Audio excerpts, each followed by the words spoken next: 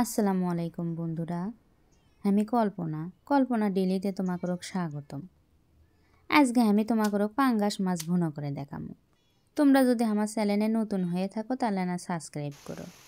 আজকে একটা বড় বা পাঙ্গাস মাছ লিয়াচ্ছে বাড়ি।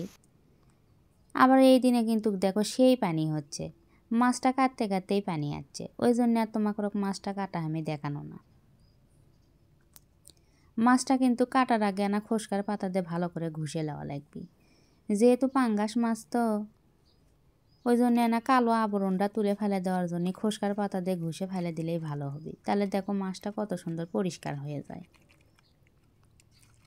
এদিকে আমি মাছের কয়েকটা পিস নিয়ে লিছি, যে টাটকা টাটকাই আজকে মাছ আনা ভুনো কর্মনি। এর মধ্যে সামান্য পরিমাণে লবণ দিয়ে মাছটা আনা ধুয়ে নেব, যাতে পাঙ্গাস মাছের আলাদা যে একটা গন্ধ থাকে, লবণ দিয়ে ধুয়ে ফেল দিলে আর গন্ধটা লাগবে না। মাছটা বেশি ধোয়া লাগবে না, কাটার পরে কিন্তু ধুয়ে লেছে, এমনিতেই দুই একবার না ধুয়ে ফেলে দিলেই হয়ে যায়।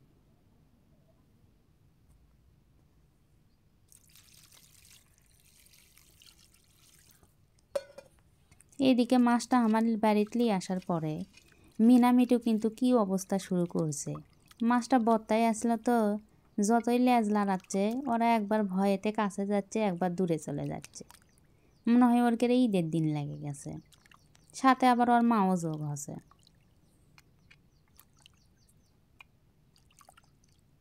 ওরা খালি করছে যে মাছটা কাটে নাকে, মাছটা কাটে নাকে, মাছটা কাটলেই কিন্তু খামাকারে খাওয়া হয়। ওই জন্যে মনে হয় ওর কেড়ে কী অবস্থা লেগে গেছে।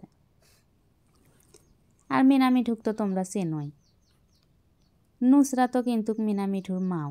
মিনামিঠুক কিন্তু পালার আগে নুসরাতকে পালির জন্য, তারপরে মিনামিঠুরা হচ্ছে। এইদিকে আমি মাছগুলো ধুয়ে লিছি ভালো করে। এর মধ্যে এখন লবণ, হলদি, পত্তের গুঁড়ো দিয়ে না মাছটা ভালো করে মেখে নেব। মাছটা ভাজে রান্ধে মতো, ওই জন্য লবণ হলদি দিয়ে না ভালো করে মেখে থুচ্ছি 10-15 মিনিটের জন্য।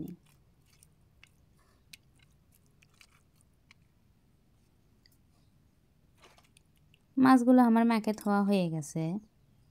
এখন এনা কয়েকটা পেঁয়াজ ছিলে লিছি, পেঁয়াজগুলো না কুচি কুচি করে কাটে নেব। আজকে মাছ ভুনা আমি পেঁয়াজিংকে কুচি করে কাটে দিয়েই করব, ওই জন্য না পেঁয়াজের পরিমাণ বেশিই লাগবে। আর পিসা পেঁয়াজ দিলে কিন্তু কতটা পেঁয়াজ লাগে না। এদিকে আমি হাঁসের জালটা ধরে দিছি, দিয়ে তাওয়াটা ভালো করে চাচালিয়ে এর মধ্যে তেল দিছি, দিয়ে মাছগুলো দিয়ে দেব। মাছ ভাজার জন্য কিন্তু তাওয়াটা না ভালো করে তাতে নেওয়া লাগবে। তাওয়াটা ভালো করে তাতে না নিলে কিন্তু মাছগুলো দেওয়ার সাথে সাথেই লাগে ধরবে। মাছগুলো না উল্টে পাল্টে দুই পিঠে হালকা করে ভাজে নেব, যেহেতু ভুনো কর্ম তো ওই জন্য বেশি মশমশা করে ভাজা লাগবে না, হালকা ভাজে নিলেই হয়ে যায়।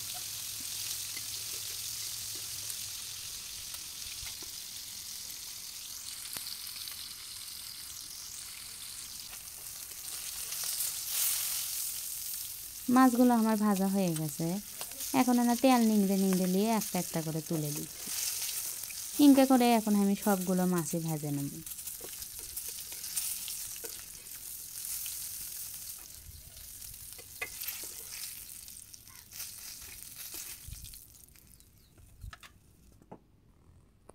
মাছ ভাজার তেলে কিন্তু দেখো আমি কড়াইও দিয়ে দিছি, ওই তেলের মধ্যে এখন না পেঁয়াজ দিয়ে দেব। পেঁয়াজটা যাতে না তাড়াতাড়ি নরম হয়ে যায় তার জন্য করে লবণটা আগেই দিয়ে দেব। লবণ দিলে কিন্তু দেখা যায় পেঁয়াজটার সাথে সাথেই নরম হয়ে যায়।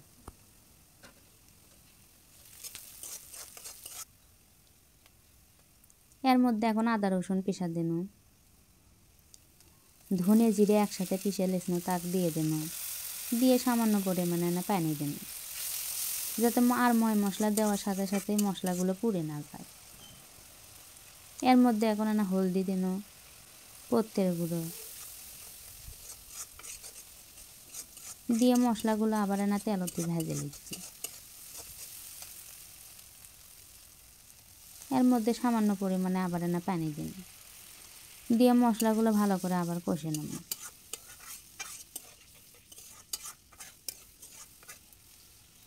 মশলাগুলো কিন্তু কেন ঢাকে ঢাকে কষে নিলে বেশি ভালো হয়, তেলটা উপরে ওঠে তাড়াতাড়ি। আর মাছের ভুনো করার জন্য কিন্তু মশলাগুলো না ভালো করে কষে নেওয়া লাগবে, যেহেতু ভাজা মাছ দিচ্ছি, ভাজা মাছ রান্ধিতে বেশি সময় লাগবে না, ওই জন্য না অনেকক্ষণ ধরেই কষে কষে নেওয়া লাগবে। মশলাগুলো কষানো আমার হয়ে গেছে, দেখো উপরে ফাইন তেল উঠেছে। এর মধ্যে এখন ভাজা ধোয়া মাছগুলো দিয়ে দিন, দিয়ে আবার না কিছুক্ষণ কষে নেব। আর মাছগুলো দিয়ে বেশি লাড়াচাড়া করা যাবে না, কোনো রকমে না আলতো হাতে লাগিয়ে দেওয়া লাগবে।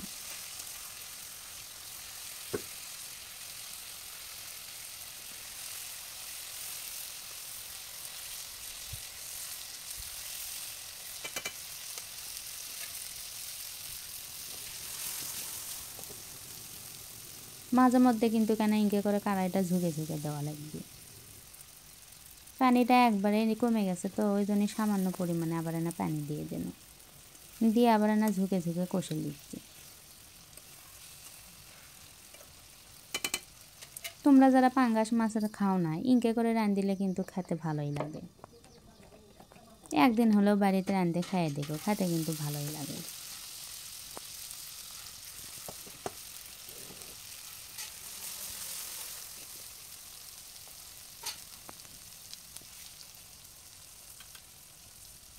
দেখো মাছগুলো কিন্তু প্রায় কষানো হয়েই গেছে, উপরে আরও কিন্তু মেলা তেল উঠেছে।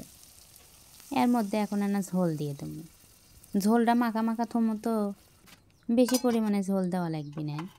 এইদিকে দেখো জালটা আমার না লিবে গেছে, ওই জন্য করে ঢাকে দিয়ে আবার না জালটা জ্বলে নেব, নিয়ে আবার সামান্য পরিমাণে পানি দিন।